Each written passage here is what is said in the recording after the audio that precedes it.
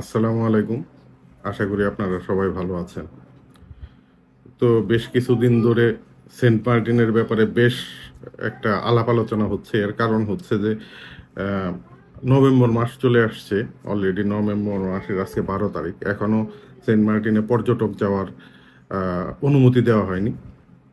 সাথে সাথে যে শিপ দিয়ে আগে টেকনাফ থেকে যেত, কিছুদিন আগে গত বছর বা তার আগের বছরগুলোতে যেটা কক্সবাজার থেকে যেত, এবার সেটার যেমন অনুমতি নেই, তেমন আগের লোকাল সার্ভিস বুটে যাওয়া যেত সেন্ট মার্টিনে, সেটারও অনুমতি নাই। ইভেন সেন্ট মার্টিনের লোকজনের যে আত্মীয় স্বজন আছে, নাগরিক ছাড়া কাউকেই সেখানে যেতে দিতে দেওয়া হচ্ছে না।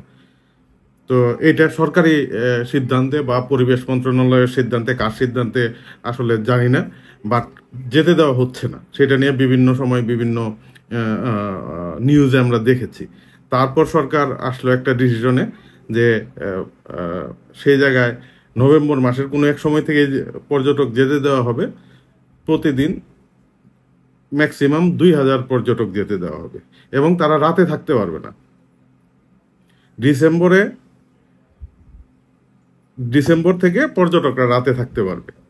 তো সেইটা নিয়ে ব্যাপক আলাপ আলোচনা হচ্ছে। তো এই আলাপ আলোচনার মধ্যে যে যুক্তিগুলো দেখানো হচ্ছে যে সেখানে 45% প্রবাল অলরেডি মারা গেছে। তো আমার কথা হচ্ছে, এই যে 45% প্রবাল মারা গেল, সেইগুলো সেটার কারণগুলো কি? তো আমরা জেনারেলি জানি যে কোরালগুলা মারা যায় হচ্ছে টেম্পারেচার বেড়ে গেলে, পানির দূষণ হলে, পানির অ্যাসিডিটি বেড়ে গেলে, ওভার ফিশিং করলে সেগুলো মারা যায়। তো পর্যটকরা এইখানে এই প্রবল মৃত্যুর জন্য কতটুকু দায়ী, কত পার্সেন্ট দায়ী, সেটা আমার মনে হয় যে বলা উচিত। সেই ধরনের কোনো স্টাডি আছে কিনা, স্টাডি থাকলে সেটা থেকে এই জিনিসটা ক্লিয়ার করা উচিত। এই যে 45% প্রবাল মারা গেছে, এটা আমাদের মাননীয় উপদেষ্টা মহোদয় বলেছেন। তো কথা হচ্ছে, এই যে 45% মারা গেল, আমরা যে কারণগুলো জেনারেলি জানি যে পানির দূষণ, পানির তাপমাত্রা বৃদ্ধি, বা ওভার ফিশিং, বা ফিজিক্যালি কুরাল বা প্রবালগুলা ধ্বংস করা, সেইগুলো তো আমি দেখি না যে কোনোটাই এই যারা পর্যটক তারা এর জন্য দায়ী। আর যদি কোনো অ্যাঙ্গেলে দায়ী হয়ও, এই 45% মারা যাওয়ার জন্য কত পার্সেন্ট এই পর্যটকরা দায়ী, সেই জিনিসটা একটা স্টাডির মাধ্যমে ক্লিয়ার করা উচিত। সেই জিনিসটা ক্লিয়ার না করে একটা কোয়ালিটেটিভ, একটু কোয়ান্টিটি মিশিয়ে সেটা কোয়ান্টিটেটিভ করলেও, আপনি যে স্পেসিফিক কোয়ান্টিটেটিভ একটা ডিসিশন নিলেন যে নভেম্বরে যেতে পারবে 2000 করে, রাতে থাকতে পারবে না, ডিসেম্বরে 2000 থাকবে, এটা কিসের উপর, কোন তথ্যের উপর ভিত্তি করে, কোন গবেষণার উপর ভিত্তি করে আপনি নিলেন স্পেসিফিক ডিসিশনটা, সেটা জানানো উচিত। আর সেকেন্ড আরেকটা কথা, উপদেষ্টা মহোদয় বলছেন যে প্রবাল তো মরে যাচ্ছে, প্রবাল মরে গেলে সেন্ট মার্টিন ডুবে যাবে, তখন পর্যটকরা কোথায় থাকবে? তো আমার কথা হচ্ছে, সেন্ট মার্টিন ডুবে যাচ্ছে না, আর গেলেও যে কারণে যাচ্ছে, সমুদ্র পৃষ্ঠের উচ্চতা বৃদ্ধির জন্য, সেটা আমরা সারা বাংলাদেশের লোকজন যদি সব অর্থনৈতিক কর্মকাণ্ড বন্ধ করে দেই, তারপরেও এই গ্লোবাল ওয়ার্মিংয়ে আমরা 1% অবদানও রাখতে পারবো না। সো সেই ক্ষেত্রে আমাদের কিছু করার নাই। কিন্তু ডুবছে না, তাহলে কি হচ্ছে? এই সেন্ট মার্টিন দ্বীপে ভাঙন হচ্ছে। যে কোনো নদীর চর যেমন ভাঙে, সেইভাবে এটার একটা পাশ ভেঙে যাচ্ছে। এর সাথে প্রবাল মৃত্যুর কোনোই সম্পর্ক নাই, সরাসরি কোনোই সম্পর্ক নাই এটা ভেঙে যাওয়ার। এই ভাঙন রোধ করতে হবে। ভাঙন রোধ করার জন্য যা করা দরকার, চারদিকে এটার ব্যারিয়ার নির্মাণ করতে হবে যাতে এটা না ভাঙে। এবং এটা বলা হয় যে খুব পরিবেশগতভাবে খুবই গুরুত্বপূর্ণ সেন্ট মার্টিন। তো গুরুত্বপূর্ণ কোন দিকে? এই জায়গায় কি একটা ইউনিক প্রাণী আছে যেটা বাংলাদেশের অন্য কোথাও নাই? কোনো একটা পাখি আছে, কোনো একটা কীটপতঙ্গ আছে যেটা শুধু সেন্ট মার্টিনে আছে, বাংলাদেশের অন্য কোথাও নাই? যদি থাকে আপনারা বলেন, এবং সেটা কি মাত্রায় আছে সেটা বলেন।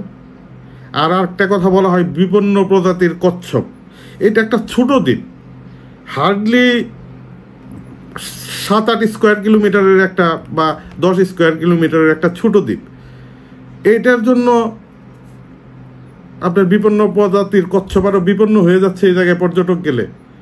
আপনারা কি জানেন যে একটা কচ্ছপ, কিছু কিছু কচ্ছপের রেকর্ড আছে যে তারা 20,000 কিলোমিটার পর্যন্ত এক জায়গা থেকে আরেক জায়গায় সমুদ্রের মাধ্যমে ভ্রমণ করে। যদি তারা সেন্ট মার্টিনে তাদের ডিম পাড়তে সমস্যা হয়, মায়ানমারের সৈকত আছে, কক্সবাজার এরিয়া নাফ নদীর আছে, সৈকত আছে, টেকনাফের সৈকত আছে, মাত্র 10-12 কিলোমিটার দূরে এই সৈকতগুলো অবস্থিত। যদি এই বিভিন্ন প্রজাতির কচ্ছপের সমস্যা হয় এই ছোট একটা দ্বীপে, তাহলে তারা মায়ানমারের ইয়েতে চলে যাবে, মায়ানমারের বিচে চলে যাবে। বাংলাদেশের যে বলা হয় কক্সবাজারের সবচেয়ে দীর্ঘতম সমুদ্র সৈকত, সেই সৈকতে চলে যাবে, টেকনাফের সৈকতে চলে যাবে। এটা তো কোনো সমস্যা নাই। কিন্তু আপনারা যে এই যে একটা ডিসিশন দিলেন, যে জায়গায় যখন 5-6 হাজার কোনো নিয়ন্ত্রণ ছিল না, 5-6 হাজার পর্যটক যেত, তখনই কখনো টিকিট পাওয়া যেত না। তো এখন 2,000-এর টিকিট কিভাবে পাওয়া যাবে? এবং আপনারা তো চিন্তা করলেন না যে এই যে 10,000 মানুষ, অ্যারাউন্ড 10-15 হাজার মানুষ থাকে সেন্ট মার্টিনে, তাদের আয় এবং রোজগারের একটা বড় অংশ আসে এটা থেকে। যদি তাদের আয় এই জায়গা থেকে না হয়, তারা ভয়ঙ্কর একটা বিপদে পড়ে যাবে এবং সাথে সাথে তারা উবার ফিশিংয়ের জন্য অবদান রাখবে। সেইটা আবার পক্ষান্তরে কিন্তু আবার কুড়ালের ক্ষতির কারণ হয়ে দাঁড়াবে সেই ক্ষেত্রে। এবং এই যে 5-6 লাখ পর্যটক যে প্রতি বছর সেন্ট মার্টিনে যায়, তারা তো দেশের টাকা, দেশের অর্থনীতিতে একটা বড় অবদান রাখতেছে। এবং এই পর্যটনের সাথে 50 থেকে 1 লক্ষ লোক ডিরেক্টলি বা ইনডিরেক্টলি জড়িত। তাদের কারো কথা তো চিন্তা করা হইল না এই ডিসিশনগুলো নেওয়ার ক্ষেত্রে। আর একটা বড় ব্যাপার হচ্ছে, বাংলাদেশের সবচেয়ে পরিবেশগত সংকটাপন্ন অঞ্চল হচ্ছে ঢাকা। আপনারা দেখবেন প্রায়ই ঢাকা পৃথিবীর সবচেয়ে দূষিত শহরের তালিকায় একটা থাকে। সেই ঢাকার জন্য এই 2-3 কোটি মানুষ যে ঢাকায় থাকে, তাদের কথা চিন্তা না করে তাদের জন্য কি প্রোগ্রাম নেওয়া হলো? তো শুধু বারবার কেন সেন্ট মার্টিন? এটা শুধু এই সরকারের আমলে না, বিগত 10-15 বছর ধরেই এই সেন্ট মার্টিন নিয়ে বিভিন্ন রকম কথাবার্তা চলতেছে। কখনো বলা হয় যে না, ওই জায়গা থেকে সব মানুষই সরিয়ে নিয়ে আসতে হবে। একটা কথা সবার মনে রাখা দরকার, যে এই দ্বীপটা বাংলাদেশে যে আছে, এটা দেখবেন যে বাংলাদেশের মূল সীমানার থেকে মায়ানমারের সীমানার দিকে ভিতরে ঢুকে এই দ্বীপটা আছে। এই দিকটা কিভাবে বাংলাদেশে হলো? কারণ হচ্ছে ওই জায়গায় 8টা পরিবার, 8টা মুসলিম বাঙালি পরিবার কোনো এক জমিদারের কাছ থেকে ব্রিটিশ আমলে এই দ্বীপটা মালিকানা কিনে নিয়েছিলেন। সেই জন্যই এই দ্বীপটা এখন বাংলাদেশে পড়েছে। তো তাদের কথা আসলে চিন্তা করা উচিত। এই ভূখণ্ডটা অন্যান্য ভূখণ্ডের মতো না। আর যদি পরিবেশ নিয়ে চিন্তাই করেন, তাহলে ঢাকার পরিবেশ আগে ঠিক করেন, যে জায়গায় 2-3 কোটি মানুষ বসবাস করে এবং পৃথিবীর সবচেয়ে বড় দূষিত একটা শহর। সেইটার কথা চিন্তা না করে কেন বারবার সেন্ট মার্টিনে নিয়ে বিভিন্ন রকম ডিসিশন আসে, তার একটা হাইপোথিসিস আমার কাছে আছে। সেইটা হচ্ছে এটা নিয়ে কথা বলা এটার মধ্যে একটা সেক্সি ব্যাপার আছে। ব্যাপারটা কি?